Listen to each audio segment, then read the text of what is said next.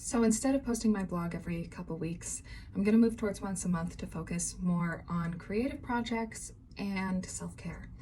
In the meantime, I'm thinking I can share some of the deep dives that arise during my research process that probably won't make it to the blog anyway. Here's some of my notes from yesterday. I was reading the Kabbalian's chapter on polarity. Post-reading, I was thinking about how easy it is to shift from love to hate, the shift from like to dislike in the middle, the brain chemistry of it all.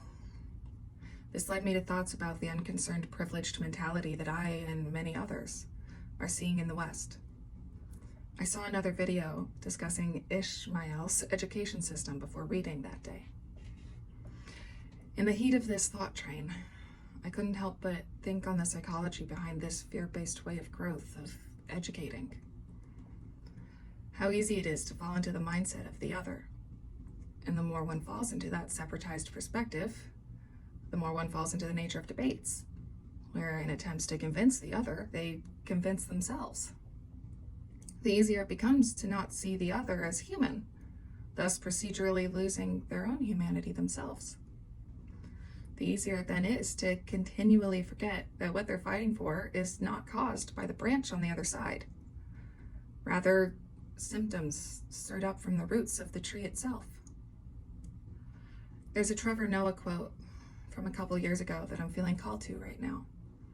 As he's speaking on the necessary heightened conversation of police reform, a conversation that should have happened long before, he says we're not dealing with bad apples. We're dealing with a rotten tree. Somebody else on TikTok said this the other day, so I'm going to tag her.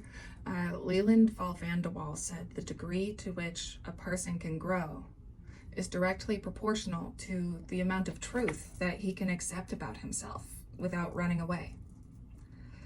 Innumerable truths of how the West was created into what it is today have been avoided for far too long. As I look at what's happening all around the world, our planet, our home,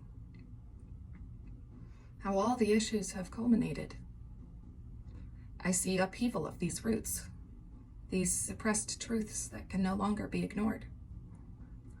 Which brings me to the thought of how so many attempt to ignore these realities in all kinds of ways. Denial and avoidance come to mind mostly.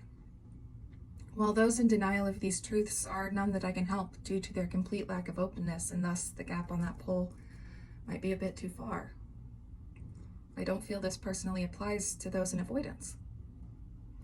I understand that the level at which one needs to re-educate themselves can feel very overwhelming. However, if you never allow yourself to be a beginner, you will never grow. The more this collective growth is avoided, the more it will become unavoidable. Change starts individually and expands from there. Thinking on the current conversation of those using mental health to abstain from politics.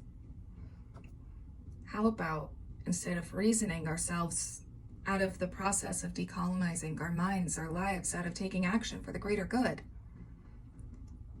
what if we were, at the very least, open to the changes that are personally feasible daily? Even if it's only a couple minutes and something incredibly small. It's a whole lot better than nothing. And anybody who says or thinks otherwise, I ask, please look up the 3.5% rule. Technically speaking, 3.5% might be a lot of people. However, still, statistically speaking, it takes the least amount of us giving a fuck for change to occur. Yes, we are all not free until we are all free. But we can change the story.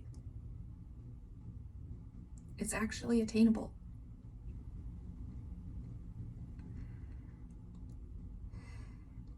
What are you holding yourself back for?